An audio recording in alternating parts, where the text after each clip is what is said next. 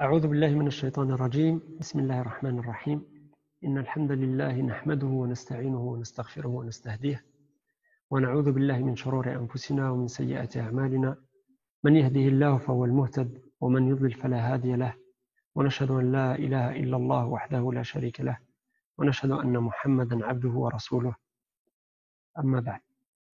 Mes chers frères et chères sœurs, assalamu alaikum wa rahmatullahi ta'ala wa barakatuh.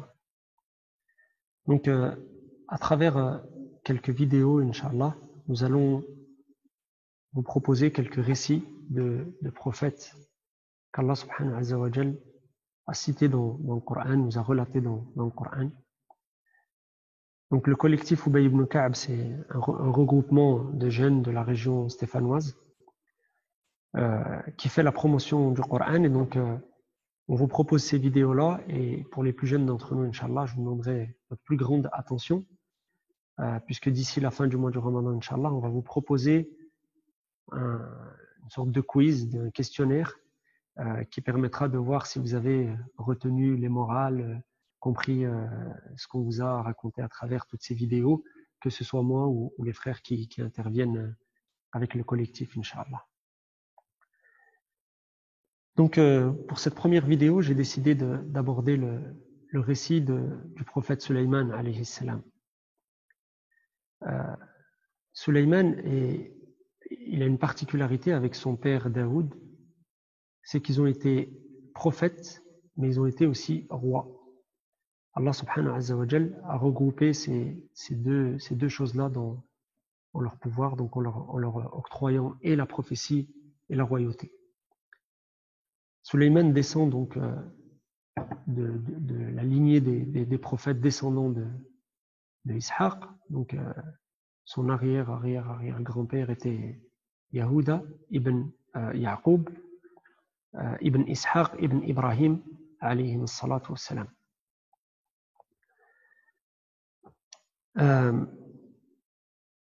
Il est rapporté dans les récits que Sulayman est né et a grandi à Damas, puis il est venu à Bayt al-Maqdis, donc l'actuelle Jérusalem. Il a succédé à son père Daoud, dont il a hérité la prophétie et la royauté, mais il n'a pas hérité les biens matériels. Puisque comme rapportent plusieurs compagnons, le prophète Mohammed sallallahu alayhi wa sallam disait: nous les prophètes, nous ne laissons rien en héritage, les biens que nous laissons derrière nous sont une aumône, et dans une autre version, nous les prophètes, nous ne léguons rien en héritage. L'imam Ahmed, rahimahullah, rapporte qu'on a donné le choix au prophète Mohammed sallallahu alayhi wa sallam entre les deux statuts. Et il a choisi d'être serviteur messager. Et dans certaines versions, il est dit qu'il a consulté Jibril à ce sujet, qui lui a conseillé d'être humble, et ainsi il a choisi d'être serviteur messager. Allah subhanahu wa ta'ala a donné à Sulayman un immense royaume et une immense science. Parmi la science que Allah lui a donnée, les dons qu'il lui a fait, c'était qu'il arrivait à comprendre le langage des animaux.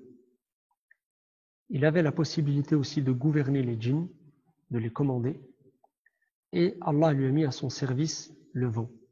On va revenir à travers quelques histoires qui sont rapportées dans Surat An-Naml, à évoquer un petit peu tous ces traits-là. La particularité de Sulayman aussi, c'est que c'est un prophète qui est cité à de multiples reprises dans le Coran, et particulièrement dans Surat An-Naml, mais il n'a pas donné son nom à une sourate dans le Coran, comme on peut lire Surat Nuh par exemple, ou Surat Hud, etc. Mais c'est son histoire qui a donné, donc avec la fourmi notamment, qui a donné le nom de Surat An-Naml. Dans ces pouvoirs-là que Allah lui a octroyés de comprendre les animaux, il y a des histoires qui sont relatées dans le Coran et d'autres qui nous viennent de Sira al-Nabawiyya, donc du prophète sallallahu alayhi wa sallam. Il est rapporté par exemple par Abu Malik que Sulayman ibn Daoud un jour passa avec ses compagnons dans les rues de la ville et il a vu un oiseau qui tournait autour d'une femelle. Et il leur dit: savez-vous ce qu'il lui dit? Ils lui disent: non, Que lui raconte-t-il, ô envoyé d'Allah? Il dit, il est en train de la demander en mariage. Il lui demande de l'épouser, et si elle accepte, il lui dit, je t'installerai où tu désires à Damas. Et à Damas, les constructions sont faites de pierre, donc aucun oiseau ne pouvait s'y installer. Et Sulayman alayhi salam sourit en disant, tous les prétendants sont un peu menteurs. Allah subhanahu wa ta'ala, quand il relate l'histoire de Sulayman, je vais vous partager le texte. Il dit de lui, nous lui avons donné de chaque chose une part. Donc la transcription, la traduction exacte est de chaque chose une part nous a été donnée. C'est-à-dire que tout ce qui est nécessaire à la royauté, Allah lui a donné. L'équipement, les soldats, les armées d'hommes, de djinns, d'oiseaux, d'animaux et de démons, ainsi que le vent. C'est Hassan al-Basri qui dit, il se faisait transporter, il partait de Damas et s'arrêtait à Istakhar, où il déjeunait, puis continuait jusqu'à Kaboul, où il passait la nuit. Or, entre Damas et Istakhar, il y avait une distance d'1 mois de marche, de même qu'entre Istakhar et Kaboul. Allah subhanahu wa ta'ala, dans ces versets-là, de Surat An-Naml, relate la première histoire qu'il fait, c'est qu'il raconte, c'est quand Sulayman alayhi salam est sorti accompagné de ses armées de djinns, d'êtres humains et d'oiseaux. Les humains et les djinns marchaient à ses côtés, et les oiseaux le survolaient et le protégeaient de leurs ailes, de la chaleur et d'autres choses encore. Et à la tête de chacune des 3 armées, il avait des chefs qui étaient chargés de l'organisation pour qu'aucun soldat ne dévie de sa place. Et Allah dit, lorsqu'ils arrivèrent à la vallée des fourmis, l'une d'entre elles dit, ô fourmis, entrez dans vos demeures de peur que Sulayman et ses armées ne vous écrasent sans s'en rendre compte. Ça a fait sourire Sulayman, fatabassama dahik.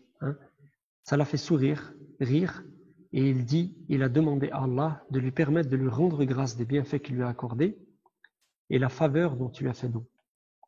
Et Allah a exaucé ses invocations.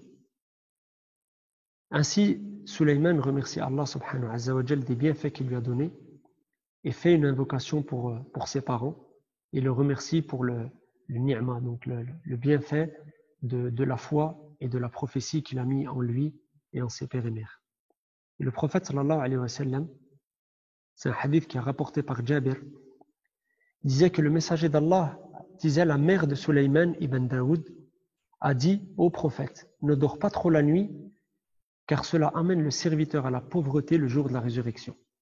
Donc une maman qui incite son enfant, son fils, à pas trop dormir la nuit pour faire les invocations, et elle lui explique que cela enrichit la personne le jour du jugement. Donc on arrive avec un meilleur bagage.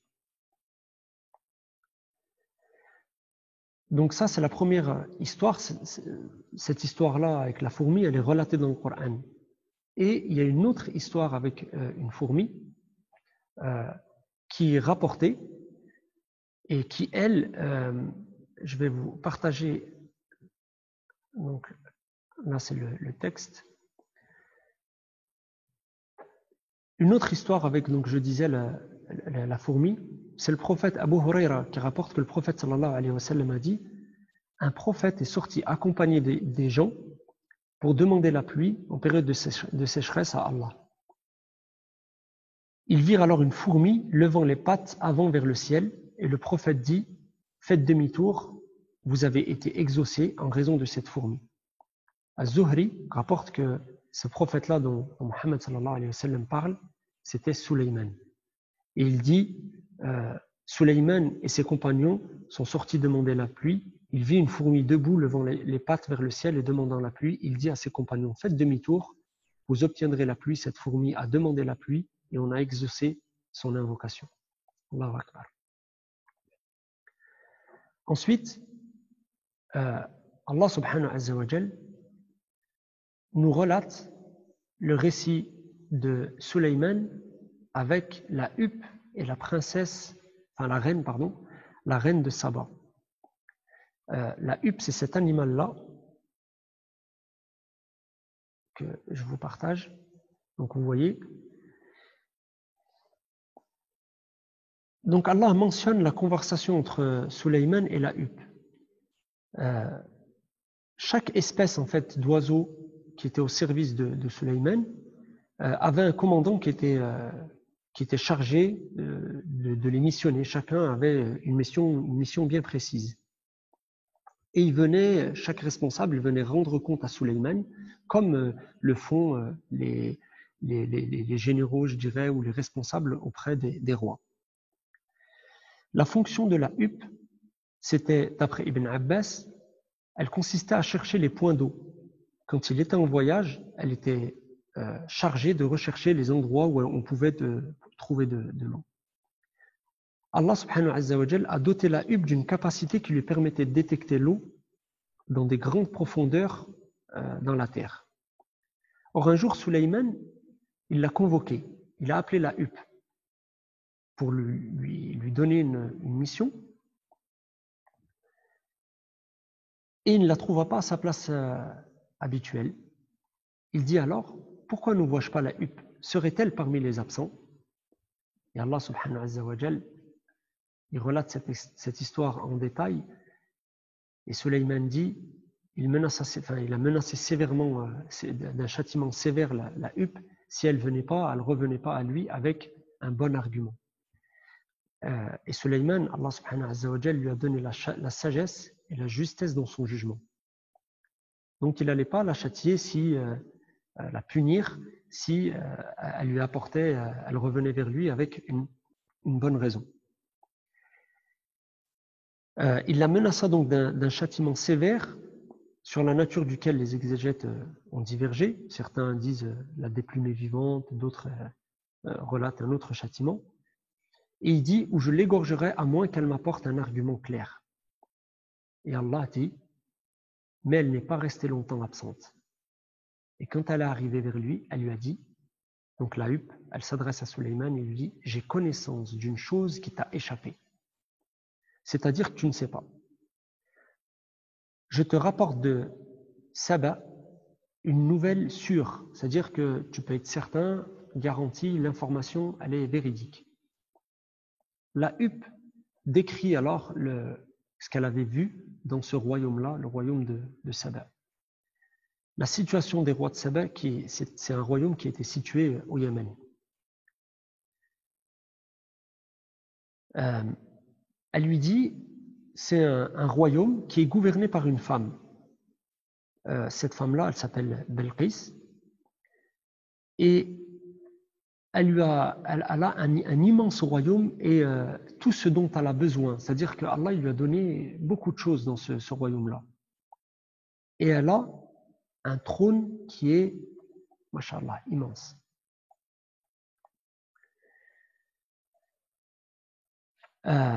Donc le texte dit, tout a été mis à sa disposition et elle possède un magnifique trône. C'était un trône qui était orné d'une variété importante de joyaux, de perles, d'or, de pierres précieuses, etc.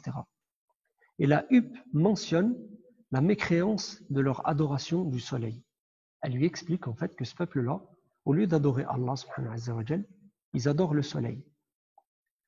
Sulayman renvoya la huppe en tant que messager avec un message dans lequel il invite ce peuple-là et du coup leur reine à l'obéissance à Allah et à son prophète, et il leur demande de se repentir et d'accepter de se soumettre à son commandement et à son pouvoir. Il est rapporté que dans certains récits, que la huppe en fait elle s'est présentée avec dans son bec le message, et elle s'est mise dans une lucarne, dans une petite fenêtre qui servait à Belqis, donc à la reine de Saba, qui lui servait à voir le premier rayon du soleil, donc qui venait la toucher quand elle était dans son lit. Quand le soleil se levait, il passait à travers cette lucarne-là et ça lui permettait de se lever et de se prosterner devant le soleil le matin. Et en fait, la huppe, elle s'est mise dans cette lucarne-là et elle obstruait la lumière. Donc, la reine a tardé à comprendre qu'il y avait quelque chose qui se passait ce jour-là. Ensuite, donc, quand elle s'est réveillée, la huppe s'est présentée devant elle, lui a posé le message et a reculé en attendant sa réaction et sa réponse. Là, Balqis a compris que le message était important parce que celui qui arrivait à faire ça à un oiseau devait avoir un pouvoir qui était quand même immense. Donc elle a réuni les princes et les ministres, les hauts dignitaires de son royaume pour les consulter. Elle leur dit: ô notables, une noble lettre m'a été lancée. Et ensuite elle leur lut le texte en disant: elle est de Sulayman. Puis elle lut: au nom d'Allah, le tout miséricordieux, le très miséricordieux, ne cherchez pas à prendre le dessus sur moi et venez à moi en toute soumission. Donc Sulayman, il commence par Innahu min Sulayman, donc de la part de Sulayman, Innahu bismillahir rahmanir rahim, et il leur dit de venir à lui en toute soumission. Ça veut dire que Sulayman, il voulait même pas se déplacer à eux, il leur demandait de venir à lui à Jérusalem. Et il les menace en disant: si vous ne m'obéissez pas, nous dirigerons contre eux une troupe auquel ils ne pourront opposer aucune résistance. Parce que Sulayman, comme on l'a dit, il avait à son service les hommes, mais aussi les djinns et les animaux. Lorsque le message du prophète d'Allah leur parvint, ils n'ont pas eu d'autre choix que la soumission. Donc ils ont discuté entre eux. Au début, ils ont dit à leur reine: tu peux nous demander ce que tu veux, tu sais qu'on est puissant, on a une armée qui est forte, etc. On peut se battre pour toi. Mais elle a compris tout de suite qu'elle avait affaire à une force qui n'était pas naturelle. Donc elle décide finalement de se rendre auprès de Sulayman pour se convertir, parce que avant cela, elle lui avait proposé, donc elle avait envoyé des émissaires avec des bijoux, des offrandes, etc. Et quand il s'est présenté, cet émissaire-là, devant Sulayman, Sulayman lui a dit: mais ce que Allah nous a donné est bien meilleur que cela. Allah il nous offre le paradis dans l'au-delà, et ici, il nous permet de jouir de toutes ces créatures. Donc une fois qu'elle a compris que c'était pas discutable, c'était pas négociable, qu'il fallait absolument qu'elle se convertisse, elle et son peuple, elle a décidé de se rendre à lui, d'aller voir Sulayman.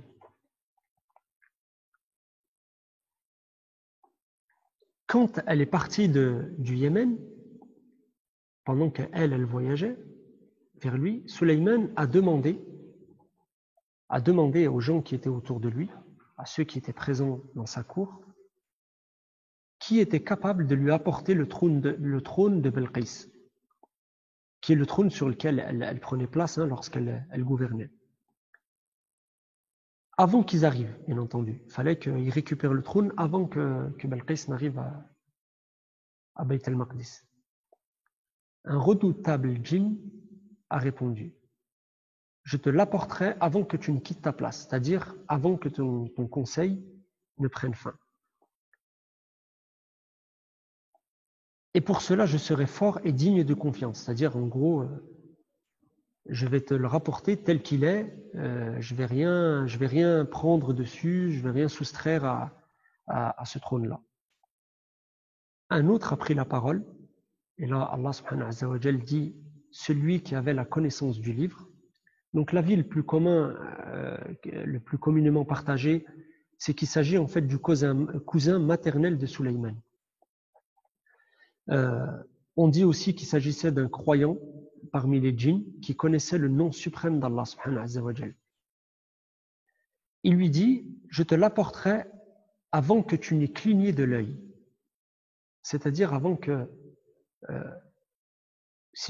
comme quelqu'un qui fixe l'horizon, qui regarde l'horizon fixement et qui se retient, et au bout d'un moment il est obligé de cligner les yeux. C'est ce temps-là qu'il me faut pour te le rapporter. Quand Sulayman a cligné des yeux, a rouvert les yeux, il l'a vu devant lui. Il vit le trône installé devant lui. Il a remercié Allah pour le pouvoir qu'il lui a donné, le don qu'il lui avait fait. et pour tous les bienfaits dont il pouvait jouir ici-bas.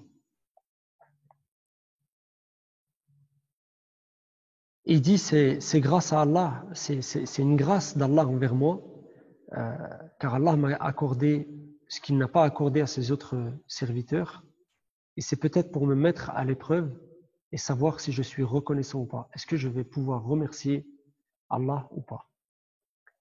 Et Allah, il a fait que Sulayman soit un homme pieux, sincère, et qui était doué d'une grande intelligence, d'une grande hikmah. Quand la reine de Saba s'est présentée, certains récits relatent en fait qu'elle était d'une grande beauté, parce que le prophète sallallahu alayhi wa sallam, dans un hadith, dit l'un des deux parents de Belqis était un djinn. Et la majeure partie des savants s'accordent sur le fait que c'était sa mère qui était djinn. Donc son père était roi humain et sa mère était djinn. Et les djinns avaient peur que, une fois arrivée, qu'elle plaise à Sulayman, qu'il la prenne pour épouse, ce qui va finir par arriver, et qu'elle les gouverne elle aussi. C'est-à-dire que Sulayman les gouverne par le fait que Allah subhanahu wa ta'ala lui avait donné ce pouvoir-là. Mais si, comme elle était descendante de djinn, ils avaient peur qu'elle devienne leur chef, qu'elle les gouverne, peut-être même après la mort de Sulayman. Et d'autres disent, c'est un djinn qui voulait se marier avec elle et qui a essayé de faire en sorte que Sulayman, qu'elle lui plaise pas, et pour cela, il a monté un petit subterfuge. Donc, ils ont expliqué à Sulayman alayhi salam, que Belqis déjà était atteinte de folie et qu'en plus elle avait le corps et les jambes recouverts de poils. Donc quand elle s'est présentée devant Sulayman pour voir si elle avait toute sa tête, Sulayman a voulu la tester et lui a demandé, il lui a présenté son trône qu'il avait modifié et il lui dit, est-ce que tu reconnais ce trône?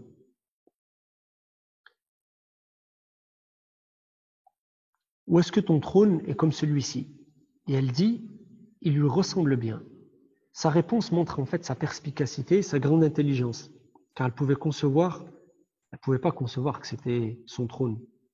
Son trône à elle l'avait laissé au Yémen, et là elle se retrouve à Beit el-Maqdis devant un trône qui lui ressemble. En gros, elle dit, c'est un trône qui ressemble à celui que j'ai.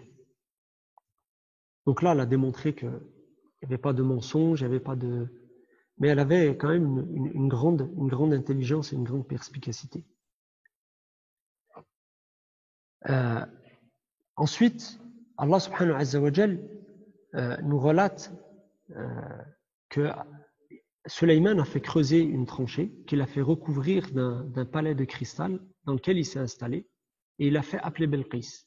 Il a fait couler dans la tranchée de l'eau avec des poissons, etc. Et quand Belqis s'est présentée devant Sulayman, elle connaissait pas le cristal, etc. Elle pensait que pour traverser cette tranchée-là, pour pas se mouiller ses habits, il fallait se découvrir. Donc elle a levé sa robe, laissant apparaître ses jambes, et qui n'étaient pas en fait poilues dans une version. Et dans d'autres, ils disent elle était effectivement poilue, mais Sulayman a demandé à ceux qui l'entouraient, des djinns et des ins, qu'il était possible de faire, et ils lui ont préconisé l'invention du hammam. Et on dit que Sulayman a été le premier à utiliser le hammam, le bain chaud en fait, dans l'histoire de l'humanité. Donc, quand elle a vu tout le pouvoir qu'avait Sulayman, et quand il l'a prêché à Allah, elle a fini par se convertir, et elle dit, Seigneur, je me suis fait du tort et je me soumets avec Sulayman à Allah, Seigneur des mondes. Donc Sulayman finit par épouser Belqis, il lui a laissé son royaume au Yémen, où il l'a renvoyé, et il lui rendait visite une fois par mois, et il restait chez elle 3 jours, puis il revenait sur son tapis de bois à Beit el-Maqdis. Donc de Sulayman, on aura vu aujourd'hui plusieurs histoires, donc les 2 histoires avec les fourmis, avec les oiseaux, dont la huppe et la reine de Saba. Et il y a d'autres histoires qui aujourd'hui on n'aura pas le temps suffisant pour les relater, mais vous pouvez vous rapprocher du livre d'Allah subhanahu wa ta'ala, du Coran, pour essayer de voyager un petit peu avec toutes ces histoires-là, notamment l'épisode avec les chevaux. Donc là, aujourd'hui, on va finir par la fin de vie de Sulayman, qui est une leçon aussi pour l'humanité, puisque Abu Daoud a rapporté que Sulayman ibn Daoud a dit à l'ange de la mort, « Préviens-moi lorsque tu voudras prendre mon âme. » Et l'ange de la mort lui a répondu, je n'en sais pas plus que toi sur ce sujet. On ne fait que me donner des livres comportant des noms de ceux qui doivent mourir. Abdullah ibn Wahb rapporte, lui, d'après Abdurrahman ibn Zayd, que Sulayman dit à l'ange de la mort, lorsqu'on t'ordonnera de venir me prendre, préviens-moi. Donc l'ange de la mort est venu le voir un jour, il lui dit, oh Sulayman, on vient de m'ordonner de prendre ton âme. Il ne te reste qu'une petite heure à vivre. Donc Sulayman, à ce moment-là, il a appelé les démons, il leur a ordonné de lui construire une citadelle de cristal sans porte. Il se leva pour accomplir la prière en s'appuyant sur sa canne, et l'ange de la mort entra et prit son âme, alors qu'il était toujours appuyé sur sa canne, pour que les djinns croient qu'il était toujours vivant et qu'il continue donc à travailler pour lui.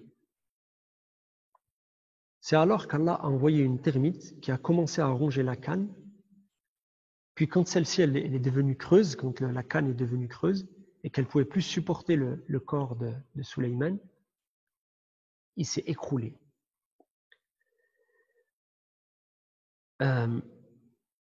Certains savants disent que ce moment-là a duré, cet instant-là, entre le moment où il est mort et le moment où ils ont découvert qu'il était vraiment mort, il s'est écoulé 1 année.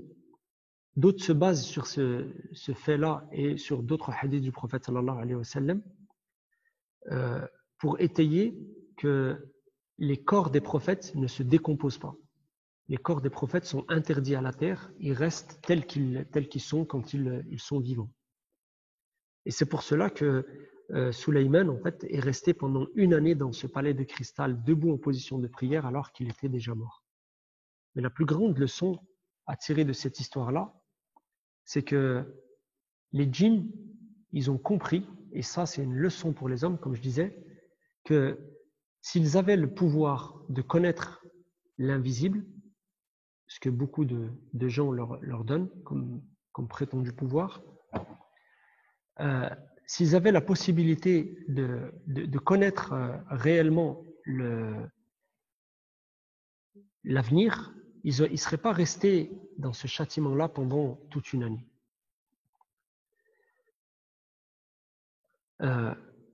Donc, Sulayman a vécu 52 ans. Dans certains récits, il est dit qu'il a accédé au trône à l'âge de 12 ans et qu'à partir de l'âge de 16-17 ans, donc à peu près 4 ans après son accession au pouvoir, il a commencé à la restauration de Beit el-Maqdis. Et que après sa mort, donc depuis Sulayman, le royaume des enfants d'Israël s'est totalement disloqué, et jusqu'à l'arrivée de prophètes bien longtemps après Sulayman. Donc j'espère que vous avez pu profiter, Inch'Allah, de cet instant avec le Coran et le voyage avec ces quelques versets de Surat An-Naml. Je vous donne rendez-vous, Inch'Allah, la semaine prochaine pour une autre histoire. Donc, comme vous avez vu, on essaie de choisir des prophètes qui sont pas, enfin, qui partagent pas notre quotidien, parce que c'est malheureusement il y a des prophètes qu'on connaît beaucoup plus que d'autres, et ça nous permettra, Inch'Allah, de faire la lumière sur certains d'entre eux. Voilà, subhanak Allahumma wa bihamdik, nastaghfiruka Allahumma wa natubu ilayk. Barakallahu fikum pour votre attention. Jazakumullahu khair. Assalamu alaikum wa rahmatullahi ta'ala wa barakatuh.